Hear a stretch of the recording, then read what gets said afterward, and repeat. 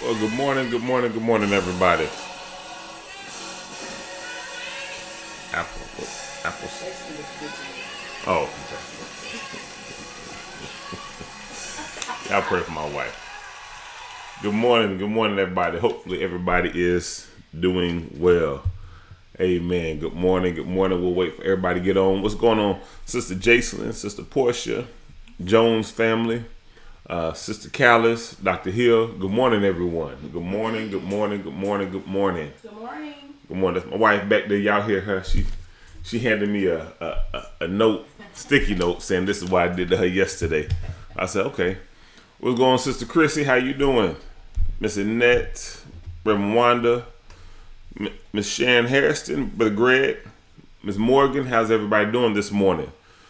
All right, I see we got Missionary Cross, Sister Tammy, Brother Kendrick Haynes. What's going on, Kendrick? Mr. Scott, Miss Ramara, Miss Deborah. Good morning, everyone. Good morning, good morning, good morning, good morning. Hopefully, everybody is having a blessed day. Hopefully, you are having a blessed day. You made it over hump day. It is Thursday. I see you, Miss Ratandra. Good morning. Good morning, Miss Ratandra. Sister Terica, Miss Claudette, Williams family, Sister Heather. Man, hopefully everybody is having a blessed morning. We're going to go ahead and get started. I've got 6:31. Please don't forget a couple things real quick. First thing is that we want to remember that we are having our communion pickup. So you can pick up your communion Thursday, Friday, and Saturday. Thursday and Friday from 2 p.m. to 6 p.m. Saturday from 11 a.m. to 2 p.m. And then on Sunday, you can pick it up from 8 a.m. to 9:15 a.m. And when you come to pick up your communion, please make sure that you drop off the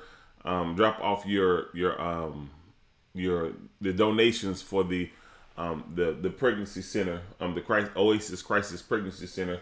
I want to make sure that you drop off your donations for that. And then also, don't forget that tomorrow we start our praying through the Proverbs. So we want to make sure that we are starting our praying through the Proverbs on tomorrow morning. And so just be ready for that as well. As we start that. So tomorrow when you wake up, want to make sure that you're reading Proverbs chapter 1, and then we'll get on and we'll discuss it. We'll pray over it. And so just in the comment section, we'll go over that tomorrow. But just make sure that you are ready to start our praying through the Proverbs for the month of May. And so this morning, what I wanted to do last night, as we were going through Bible study, and we looked at Judges chapter 3, verses 1 through 6.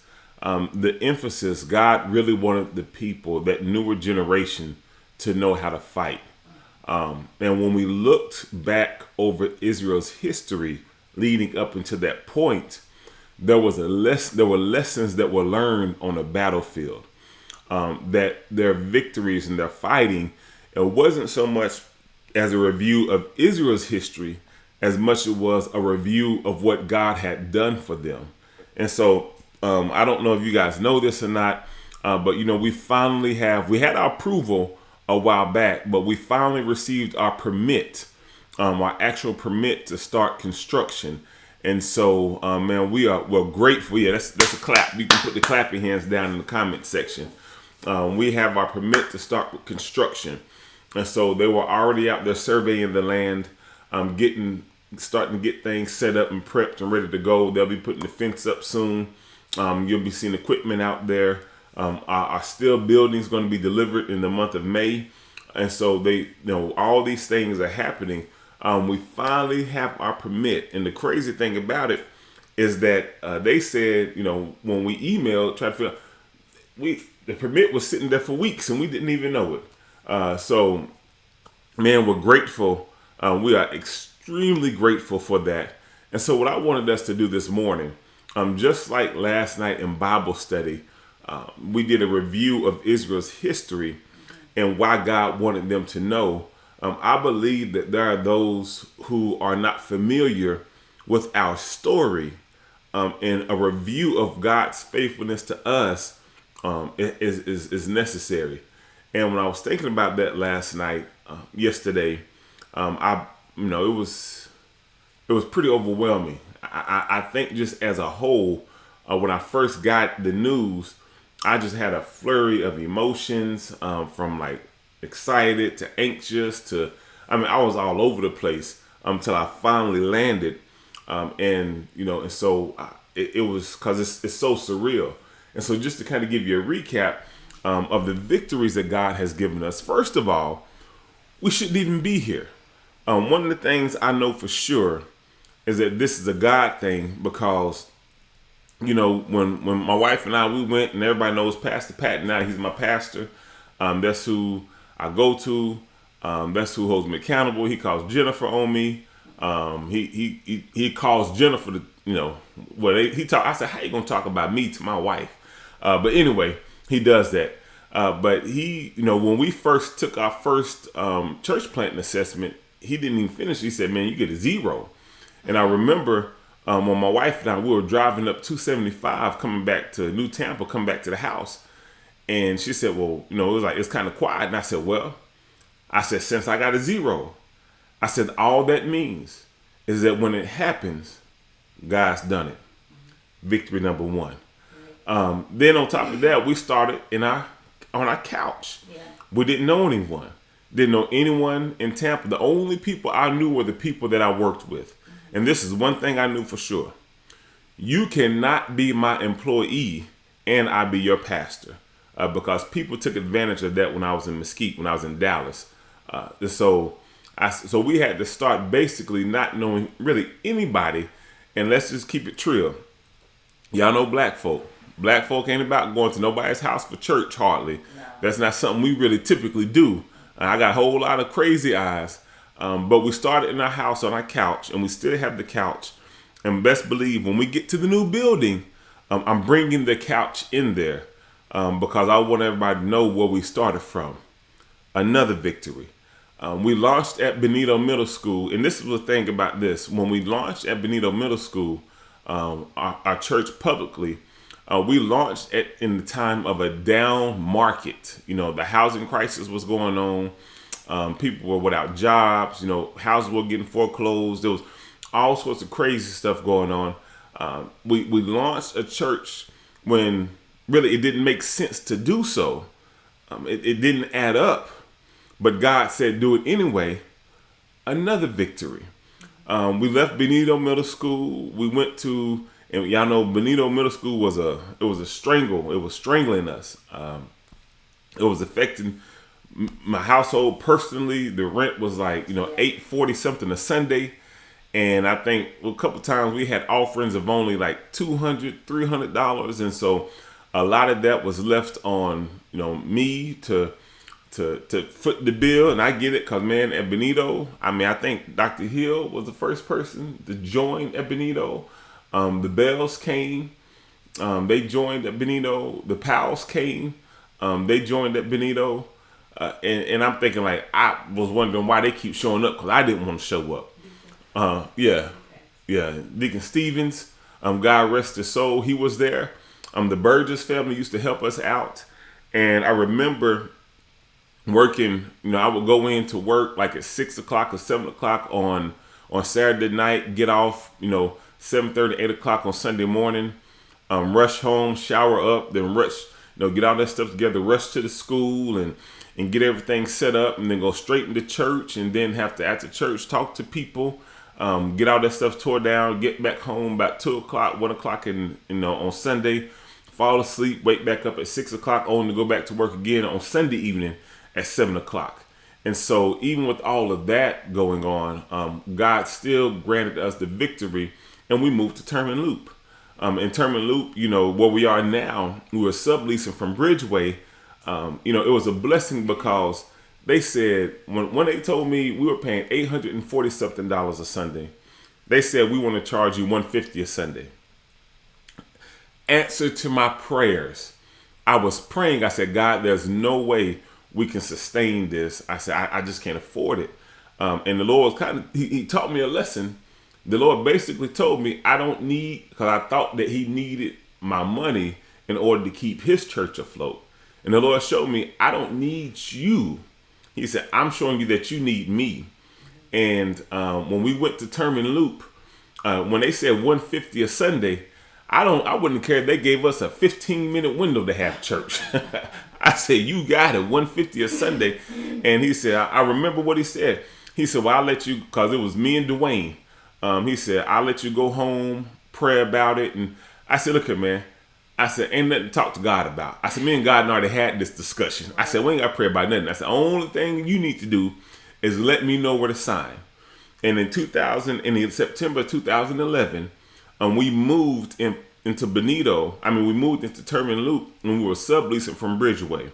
Well, fast forward in July 2012, they moved out and we took over the lease from the bank.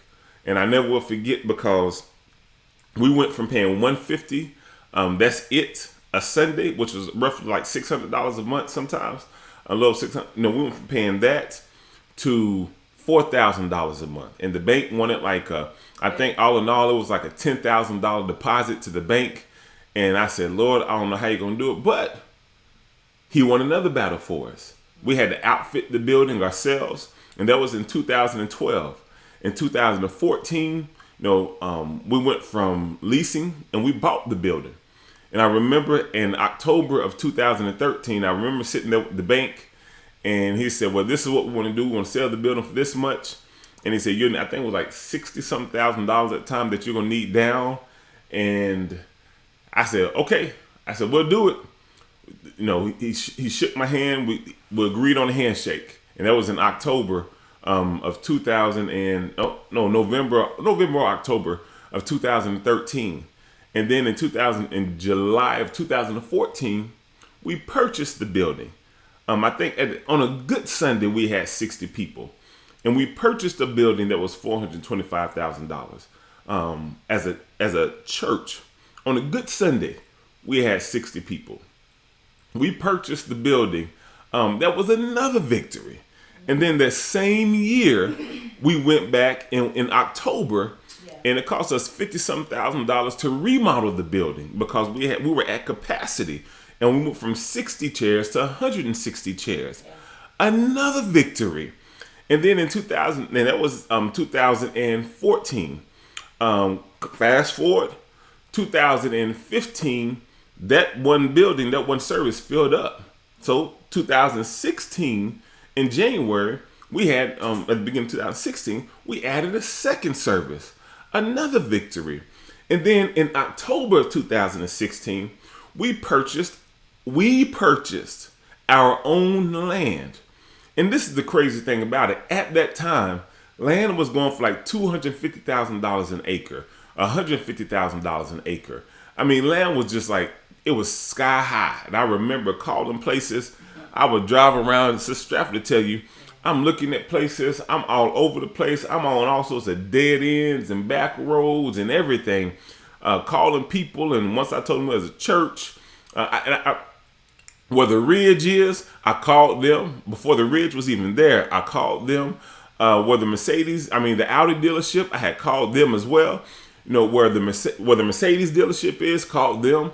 Where the ice hockey rink is, I had talked to those people. There were so many plots of land, even on the side of 56 back there where they're doing the construction now. I had talked to them, and it's like there's no way it didn't seem like there was any possible way that we were going to be able to buy and afford land, especially with the amount of money that we had. But in the Lord, He challenged me on this. And He said, do you believe that I have land for you? And I said, yes, Lord. And He said, why won't you say it from the pulpit? And I told Him why. I said, Lord, 'cause I know how folk are. I said, the second I say it, I said, then they're going to say, well, he said, and I know, and some of y'all were like that. How Pastor done lost his mind. How we going to buy land and we ain't got no money? We know how much it is and blah, blah, blah. And the Lord said, oh, that's beside the point. He said, do you trust me? And I remember standing up in July of 2016. And I remember letting the church know, and it's something I had kept to myself for a long time. And I felt like the Lord was saying, He's going to give us 10 or more acres in a highly visible spot, not somewhere off a dirt road. And the Lord even challenged my faith, because I was like, okay, Lord, I'm not going to look for these, little places that you got to drive down gravel roads and go through mud parks to get to. Lord, give us a visible spot. Right. And when I said that from the pulpit, in August, we entered into at the end of August that same year, we entered into a contract on our current piece of land, and we purchased it in October. Another victory that we were able to purchase our own land in 2016. Another victory. 2017, the Lord had been so faithful to us that now that we had 2 services and they were completely full, and we had to go to a 3rd service. Now, I know a lot of people like, man, 3 services. The volunteers, it was a little tough. But we went to, my wife said, yeah. My kids like, man, Daddy got us at church 3 times a Sunday. But we went to 3 services in 2017. And not just 3 services, but we also got the building next door and remodeled that for our kids in 2017. So in 2017, we went to 3 services, got the building next door, remodeled it for our kids, and I think that was like another like $50-some thousand. Victory. God is good. At the end of 2017, we entered into a contract with a construction company to start building on our land. In 2000, y'all know how that one went. I'm going to fast forward past that, because that tested my ability to hold my tongue against certain individuals.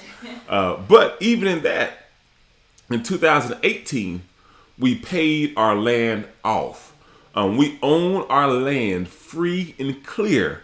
In 2000, as a church in our area, what God allowed us to do, what God did for us by using people that were faithful, by people that were generous with their time, their talent, and their treasure, we were able to pay our land off, deed in hand to our land in 2018. God is faithful. Yes. Fast forward now to where we are in 2020. 2019, we finalized the civil plans for our land. We finalized our building, our building for our land. And now here it is in 2020. God is giving us another victory that we're actually starting to move dirt. That God has taught us all this while, the same way He told the Israelites, I need you to learn how to fight. I need you to be in the struggle to show you what He's capable of. He says that the struggle is necessary so that we can know what He's capable of. I'm reminded, church, every time I drive past the land, every time, when I come in throughout the week, I'm reminded that I was told I had no business starting a church. I'm reminded that I was told that I was unqualified. I'm reminded that I was told there's no way you can have a black church and not have a drummer and a keyboardist. Not to say that I don't miss one, and I don't want one, because I do. But that God, in spite of all of these things, He has proven to us time and time again that He gives us the victory. He fights our battles for us. And that we're never fighting by ourselves and we're never alone, but that God always has our back. Yeah. And what the Lord really pressed upon me is that there are going to be challenges and battles in place. But the reason that those challenges and battles are in place is to teach us how to fight. He needs to teach us how to fight. And the way that we fight is with our faith. The way that we fight is together. The way that we fight is trusting in God. The way that we fight is that we know opposition is going to come. We know that the naysayers are out there. We know, just like in Nehemiah, there's Tobiases out there that don't want to see God's work go forward. They didn't want to see the children of Israel build the wall. They didn't want to see them bridge the breaches in the wall and the gaps in the wall because they liked it laying in ruins. But Nehemiah realized that there has to be a mindset in the heart of the people that we have to have the ability to fight, pray, and work. And I'm saying that to all of us. We've got to have the ability to fight, pray, and work, because God has always done the impossible for our church. And where we are right now, if you were to rewind to 10 years ago, when it was just me, my wife, I think our real estate agent, Lisa, Dwayne, Tanaya, Mike, FAMU students who had no money because they were college students. So there was no money. And we had a couple people to come in every now and then. Mario and Nari and Stacy and Dr. Andrew will come through every now and then, dirtying up my carpet on my couch in West Meadows of New Tampa to where we are now, about to start construction. And this is only phase one. This is only phase one on the land that the Lord has allowed us to obtain.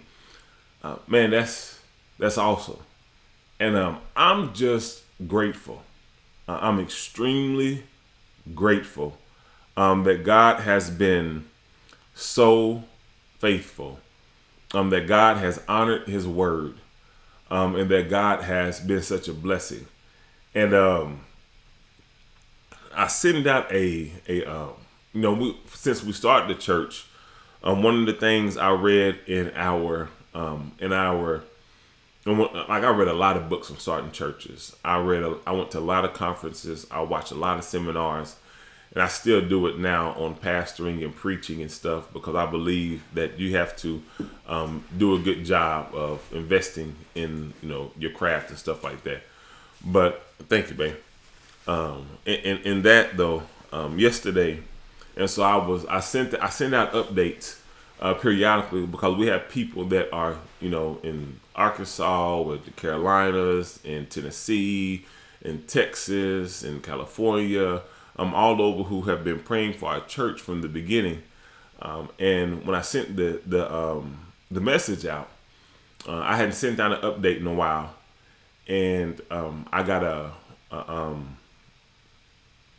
something, how emails are no longer activated or whatever, or email accounts have been closed down, expired.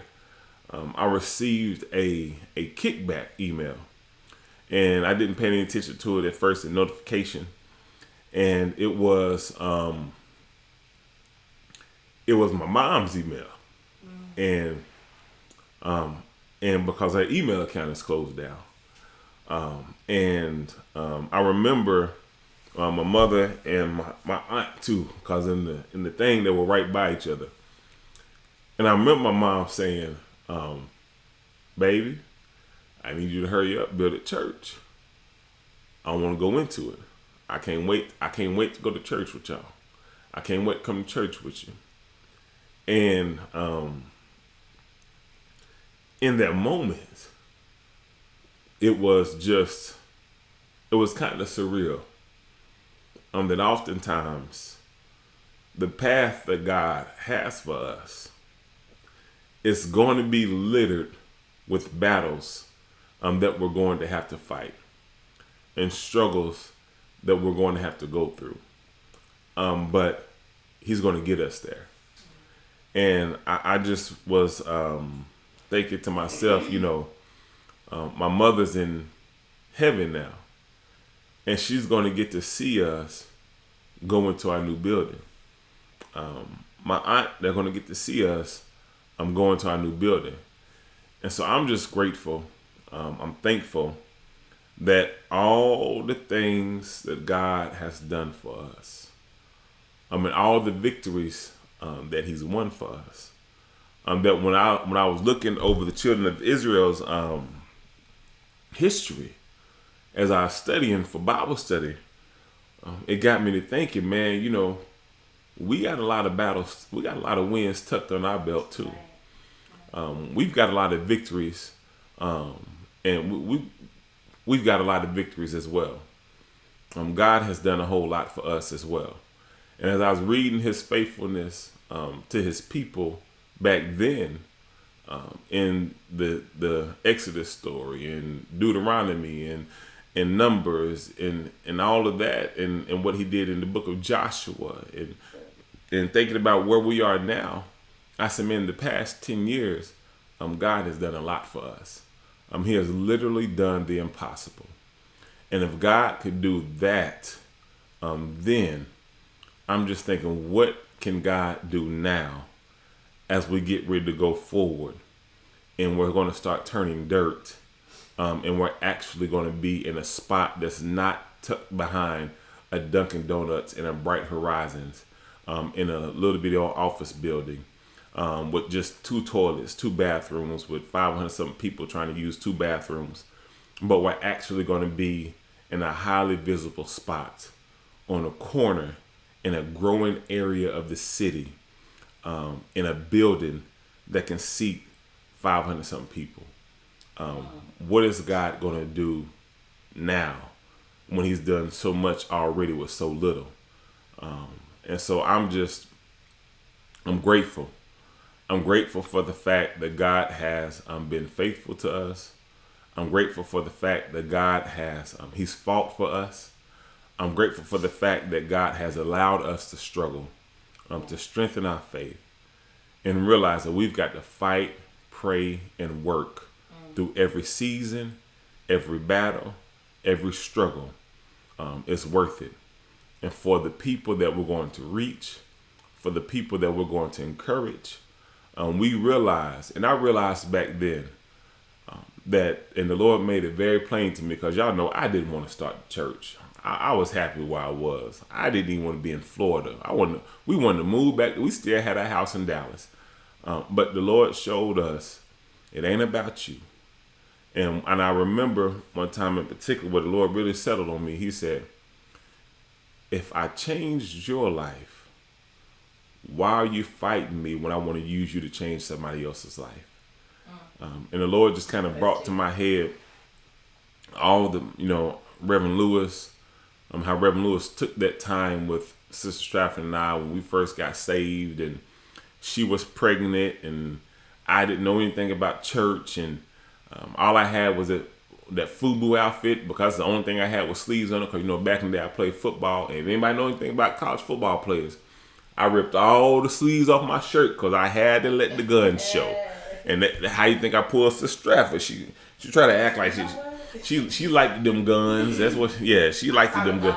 She said she saw the God in me. She ain't seen nothing about no God. She saw the guns on me, and she said, "Ooh, he looks so sexy and big." And so that's why she liked me. It wasn't nothing to do with the Lord.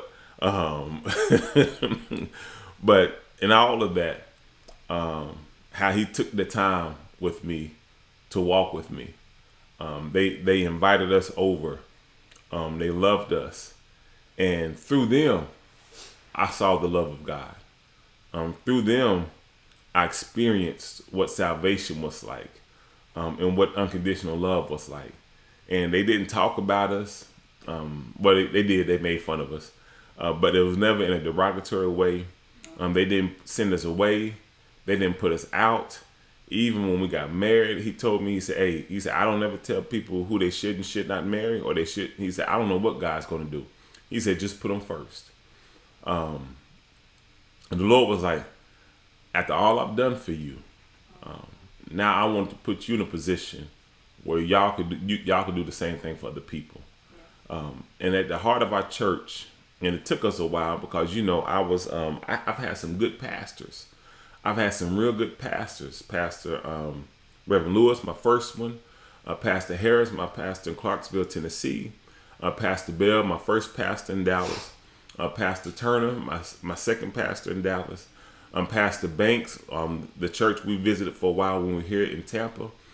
And it took a while for me as a pastor, to understand that although they're great men of God, that's not who God called me to be. God called me to be me. And God didn't call our church to be any of those churches. God called our church to be our church, and he wanted to use us in a unique and effective way. And he's done that. And I'm grateful that he's done that. And in my heart, I only think to myself, what more lies ahead of us? If God has done this much in a 4,000 square foot building tucked behind a Dunkin' Donuts, what is he going to do now in a 14,000 square foot building? That's just phase one on 11 plus acres of land that sits on a corner lot in a highly visible area in a growing, robust area of the city. Y'all, the sky's the limit. All I know is I don't know exactly what he's going to do. I just know I'm getting ready for it. And so I just wanted us to have a review this morning. I'm getting ready to see. Yeah, my wife's so silly. I just wanted us to have a review this morning. And I wanted all of us, not just as a church collectively, but as I was sitting there, I wrote down all the things that God has done. We should do that from time to time. You should take out your pad and pen and write down all your victories and list them one by one that God has performed in your life. And just pause and give him praise. And so as we get ready to move forward in this next season, because y'all know me, I'm going to the land this morning if I go to the office, raining and all, just to tell him thank you. As we get ready to move forward in this next season, we wanted to make sure that we don't go forward not remembering what God has done for us. So you guys be blessed. Yeah, have a good one. We are starting through Proverbs tomorrow. So remember, tomorrow morning when you wake up, if you barely wake up in time for the prayer call, you can catch it on the replay, or you can listen in, and then we can go back. Then you can go back to Proverbs 1. But I'm asking that everybody reads the the chapter of Proverb that coincides with that day. So y'all be blessed. You have a good one, and we will see you again on tomorrow. Be blessed.